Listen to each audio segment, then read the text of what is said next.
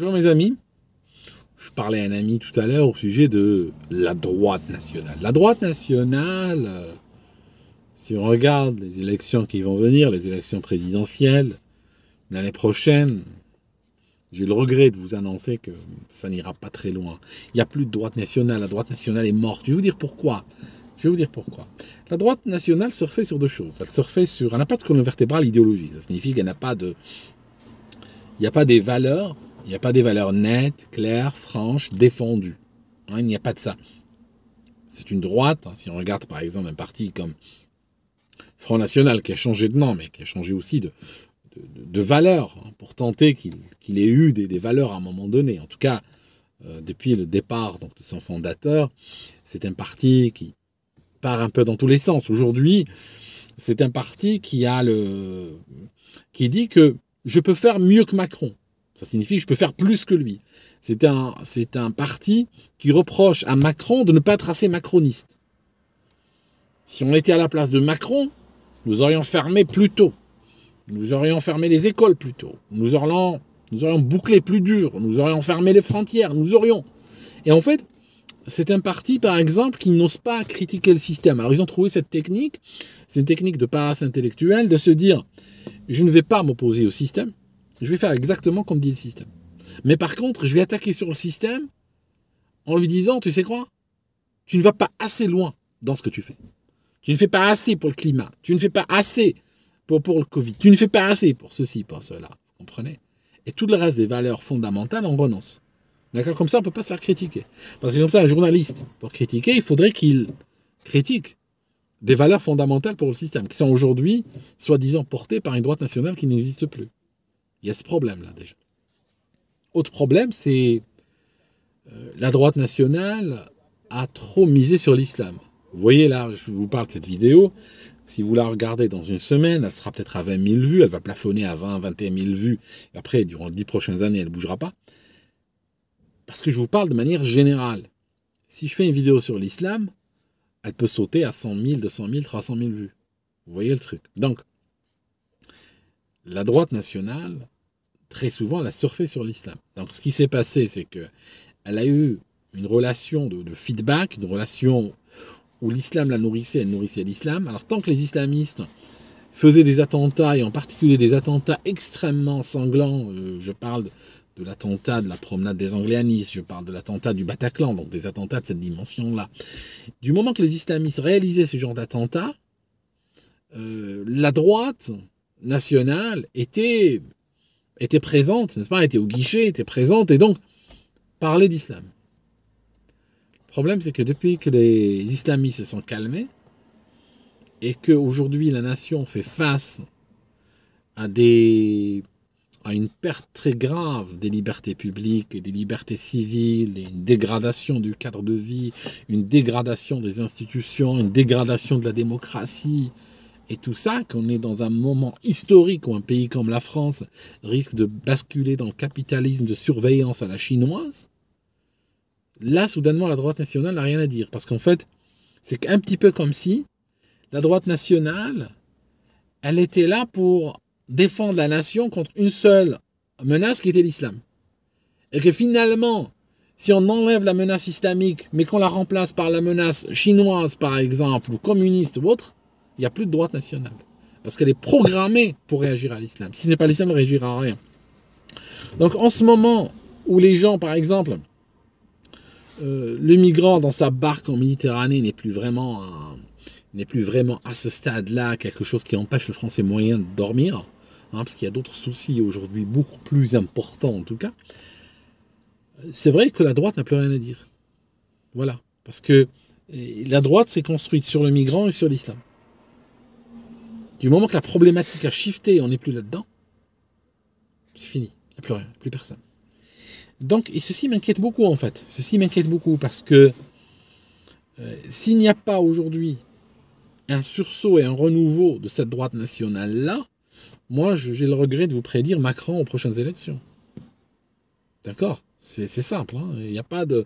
faut pas se leurrer. Je suis désolé. Ne me tirez pas dessus. Je suis le messager, c'est tout. suis le messager du tout. Mais cette fois-ci, on n'est pas naïf. Hein. Cette fois-ci, on n'est pas comme en 2007. Hein. 2007, c'est quand déjà? C'était 2017. On va pas se congratuler entre nous sur les médias sociaux, hein, sur Twitter et autres. Hein, et on va se faire mousser, hein, entre nous comme ça. Puis après, on se casse la gueule. Hein. Là, il faut être clair là-dessus. On est parti là, comme c'est parti maintenant. La droite nationale, l'alternative droite nationale n'existe pas en France. En plus, la droite nationale est extrêmement divisée.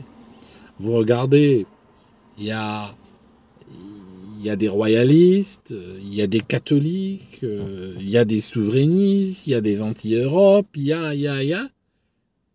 Mais ils peuvent même pas s'entendre. Ils peuvent même pas s'entendre, même pas se respirer. Donc, ils n'ont pas pu mettre l'idée de la nation et de l'intégrité de la nation sur un piédestal qui fait que toutes les différences peuvent être, tout du moins temporairement, effacées ou éliminées ou mises de côté jusqu'à ce que on ait garanti l'intégrité, la pérennité de la nation et de ses valeurs et qu'on puisse après se chamailler sur les détails, hein, comme aurait dit Jean-Marie Le Pen. Là, non. Là, chacun le veut à sa manière ou rien du tout. My way or no way. C'est comme je veux moi ou rien. On a des voix aujourd'hui qui sortent. Une des voix qui a réussi, je trouve, hein, je parle de Philippot, je l'écoute, mais bon, Philippot, il faut être honnête, c'est l'épicerie. Hein, je veux dire en termes de volume, hein, en termes de force de frappe. J'aime bien ce gars qui a réussi à contrer le système sans passer pour un conspirationniste. Il a mesuré les enjeux d'aujourd'hui. Or, un homme politique, hein, qu'est-ce qui fait la conscience politique? C'est se mesurer aux enjeux d'aujourd'hui, pas aux enjeux d'hier. Lui a réussi à s'adapter, a réussi à comprendre la menace réelle qui pèse. C'est une menace de collusion entre intérêts privés, intérêts d'entreprise et forces régaliennes étatiques, où on partira vers un monde, hein, si je parle de France, on ira vers une France où les entreprises imposeront leur volonté et la volonté de leurs actionnaires aux Français par le biais de la police et la justice, qui seront au service de l'entreprise et de l'actionnariat. Vous imaginez le cauchemar. C'est pour ça qu'ils veulent un pass en France. Les Français ont déjà un passeport, à ce que je sache. Il n'y a pas besoin de passe. Ils ont déjà un passeport. Ils ont déjà une carte d'identité. Ils ont déjà un permis de conduire. Pourquoi il y aurait besoin d'un pass? Le pass, hein, parce qu'avant, si vous voulez, chaque personne qui était sur le territoire français, sachant que la France a un certain revenu par habitant, hein, il y a un revenu par habitant, chaque personne qui était sur le territoire français va, tout du moins sur le papier, de manière comptable, augmenter le revenu potentiel de la France. Hein, si chaque Français gagne, je ne sais pas moi, si on dit en moyenne, chaque Français gagne 30 000 euros par an, je dis n'importe quoi. Ah ben, si on ramène 10, c'est-à-dire 10 Français de plus, c'est 300 000. Si tu as 100 Français de plus, c'est 3 millions, et ainsi de suite. Donc si tu ramènes des barques de migrants, tu les lâches en France, même s'ils dorment sous les ponts, ils ne produisent pas, ils coûtent, c'est pas important. Tu peux prendre des prêts sur leur gueule, en fait. Parce que si tu as quelqu'un qui rapporte 30 000 euros, hein, toi tu es l'État, tu as quelqu'un qui rapporte 30 000 euros, ne serait-ce que sur le papier, tu peux peut-être emprunter 60 000, 100 000 euros sur sa gueule. Hein. D'accord? Donc plus il y a de personnes qui naissent, hein, quand tu as des gens qui te font 8 enfants, qui vont tous finir, de toute façon, commencer quand tu fais 8 enfants, hein, il ne faut pas se leurrer, tu ne vas pas finir par avoir remis le prix Nobel, hein, ça n'existe pas ça. Hein. Donc, mais l'avantage c'est que tu peux emprunter sur leur gueule. Aujourd'hui, l'histoire de prêter sur la gueule des personnes présentes dans le pays va vers sa fin. Ce n'est pas possible. Donc ce que tu fais, tu leur donnes chacun un pass et tu vas vers les entreprises en disant voilà, je contrôle tant de personnes. Je contrôle les faits et gestes d'un million de personnes. Ils peuvent même pas sortir de chez eux, peuvent pas voyager, peuvent pas se rencontrer, peuvent pas aller au resto, peuvent pas prendre le bus, peuvent pas respirer sans cette application. Et moi, je la contrôle. Je suis l'administrateur. Donc on peut la monétiser. Je peux donner des conditions. Alors cette application, elle peut être soit rouge, soit verte.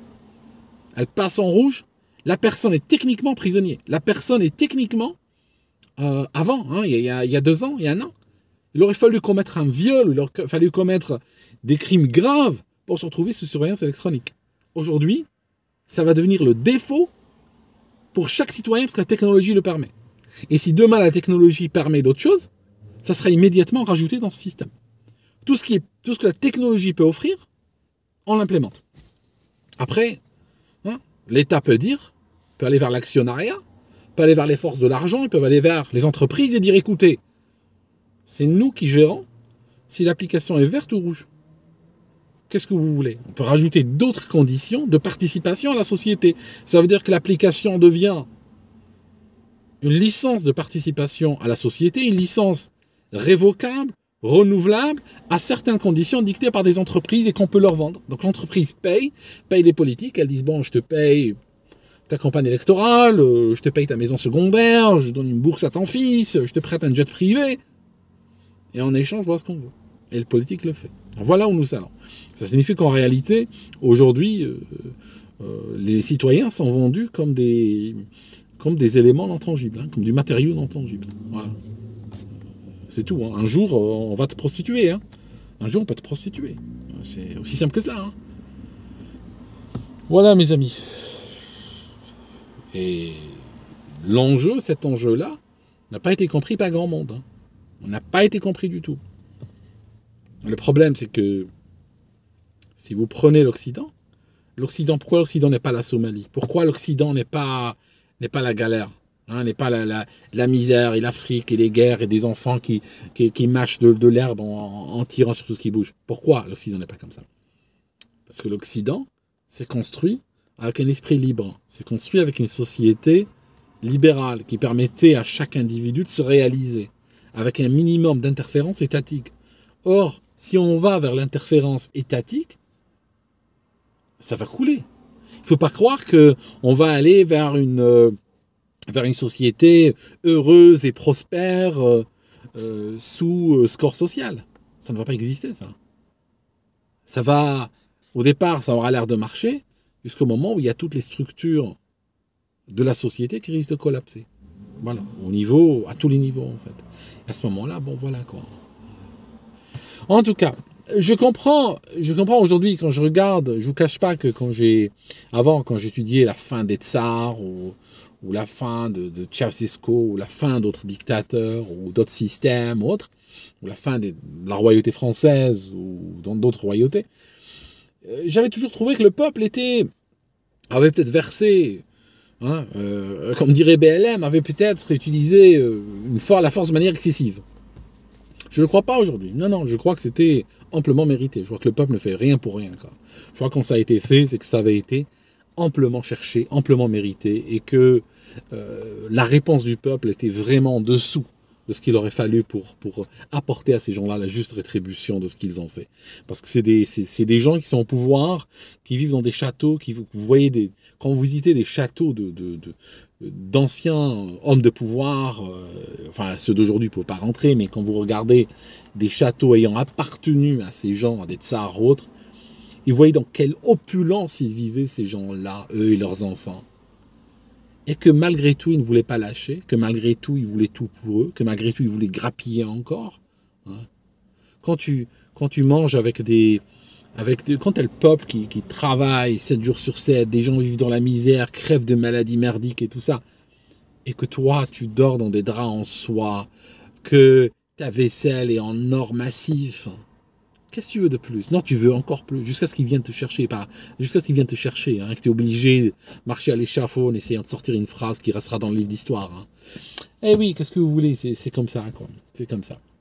Mais je me dis que le cœur des élites occidentales est corrompu. Le cœur des élites est corrompu. Et vous savez, je le disais, j'avais l'impression de parler dans le vide. Quand je disais, il y a des années déjà, il y a 10 ans, je disais que, quand je parlais par exemple, du point Godwin, hein, je vais revenir à mon répertoire, quand je disais que la rafle du Veldiv était une rafle républicaine, beaucoup de gens ne me croyaient pas.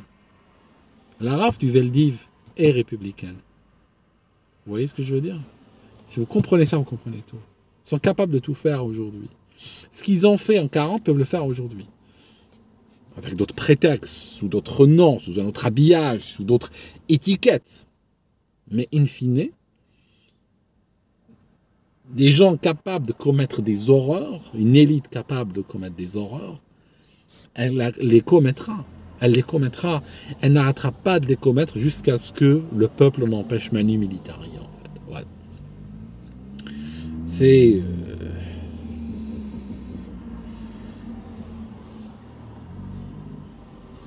Je suis dégoûté.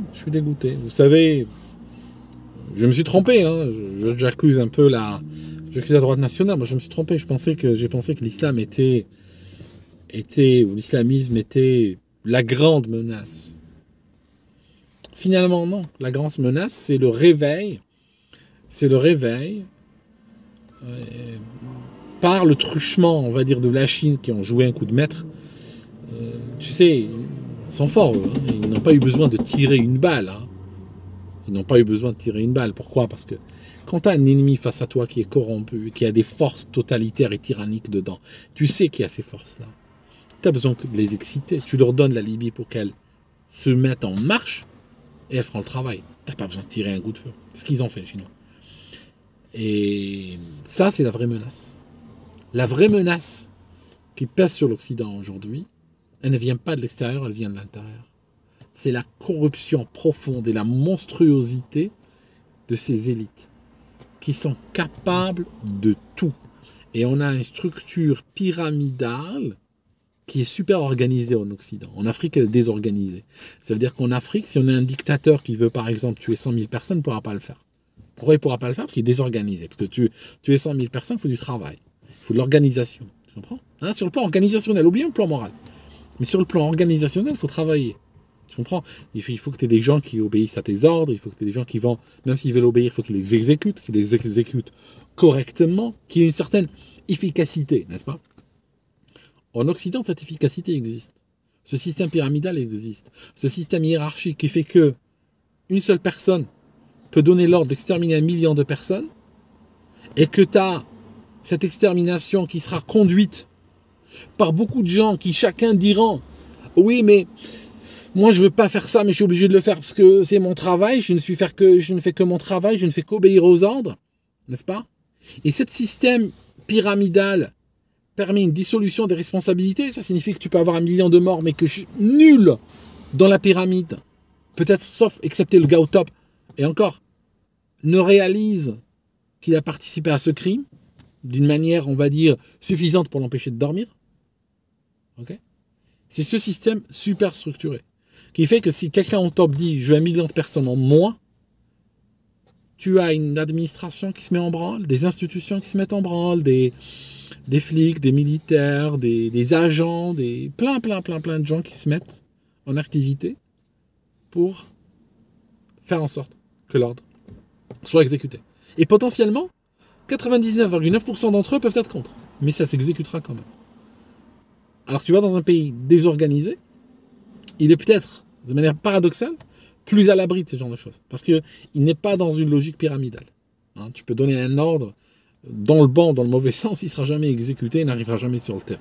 D'accord? Ça donne des pays ingérables qui, aujourd'hui, sont des pays qui sont presque des havres de liberté et de sécurité par rapport à des pays occidentaux qui sont en train de renouer avec leurs anciens démons. Ce n'est même pas des anciens démons, c'est des démons qui ont toujours été là. Hein, d'accord? Les Salam Alek shoatiques, je n'y ai jamais cru, moi. Okay? Quand ils font des Salam Alek, ça se voit que c'est des Salam Alek. Hein? C'est un peu comme le gars qui frappe chez toi et dit « Ouais, je donne un bouquet de fleurs, j'ai violé ta petite sœur, tiens, je donne un bouquet de fleurs pour me faire pardonner. » Vous comprenez? Quand je voyais des Allemands ou des Français ou autres, des autorités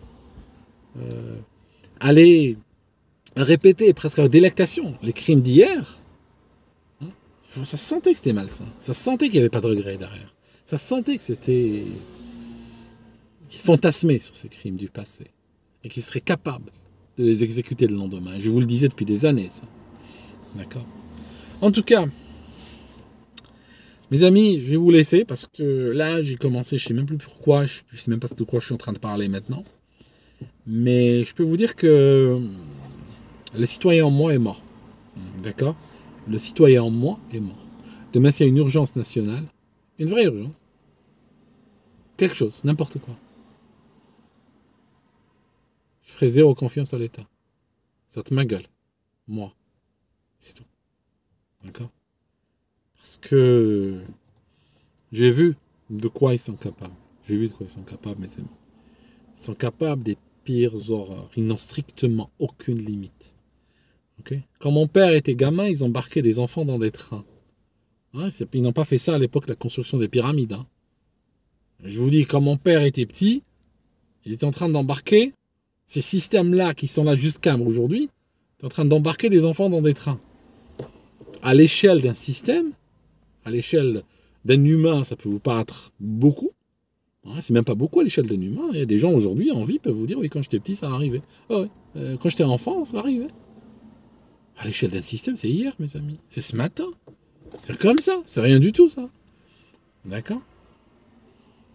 Et à cause du système pyramidal, structuré, organisé, il suffirait à la tête d'avoir quelqu'un qui donne les ordres. Et on est tous... voilà. Enfin. J'en ai peut-être trop dit. Enfin, j'en sais rien. Peut-être pas assez. Tu peux jamais savoir ces choses-là, tu sais. Tu peux jamais savoir.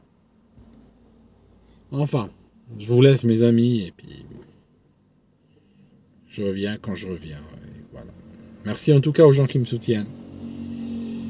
Merci aux gens qui me soutiennent, qui me permettent de continuer cette œuvre créative dans un monde en destruction. À bientôt mes amis.